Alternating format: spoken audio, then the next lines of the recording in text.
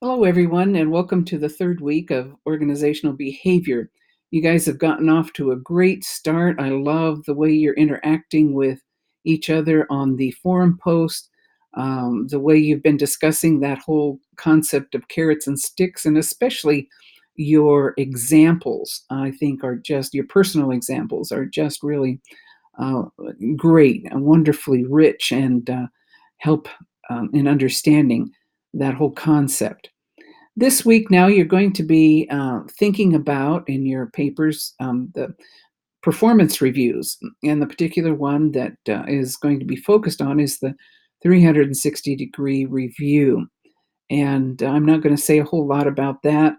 I will point out that there is a lot of data out there about how good and how bad it can be. So just be aware of that later on. I might say something after I get your papers and your discussions.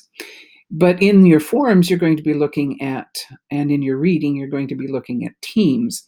And in our textbook, it talks about the pattern of team development, the storming, norming, forming, and then the dismissal, those stages of team development.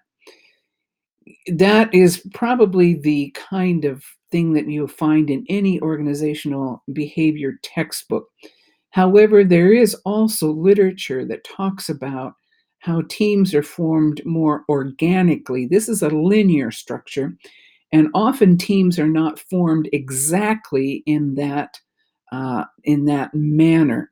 So be aware that there are other ways of looking at teams. There are, I think, the structure that the textbook talks about, those 4 or 5 steps. I think there's value in that in helping understand where a team might be. Because those steps might not develop in a completely linear fashion. But something else that I want you to consider is another way of looking at teams, and your video is going to be talking about a great example of how some teams can be formed. Teaming is what the video talks about. But in the book, Reframing Organizations, Artistry, Choice, and Leadership, Bowman and Deal provide some interesting concepts to the whole business of how to look at teams. And I just want to mention these three um, types of teams, and then make a few comments about it. In the book by Bowman and Deal, it talks about the baseball team, which is 9 people who meet individual goals, and they're loosely integrated. There's lots of individual effort. Um, the plays are not, each play is not dependent upon the entire team. It might involve just 2 people. You have the interaction between the catcher and the pitcher, and so it's mostly independent. They're spread out. They're not in close proximity to each other. So the way that that team works is a lot different than, say, an American football team, where you have players in close proximity, and each play involves every player. You have different uh, specialty teams, your defense, your offense, your kicking team, and so forth. And the plays, the efforts are sequentially linked. There's a prearranged program. How do we make the yards that we need to make it to get the 10 yards so that we get a first down, and manage to move the ball down the field to the goal line. And the players in American football, they come together in their huddle. They're in very close proximity. They're in relatively close proximity on the field, and even touching. They're very near to each other. But the plays are established. They're set in motion. They're particular. There's a plan that is followed. In basketball, you have a much more fluid arrangement. The players are in very close proximity, but each player depends on the performance of others.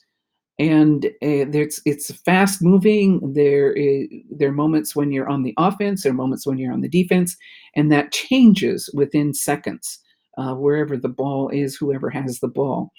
And the authors of this book uh, characterize basketball as similar to improvisational jazz.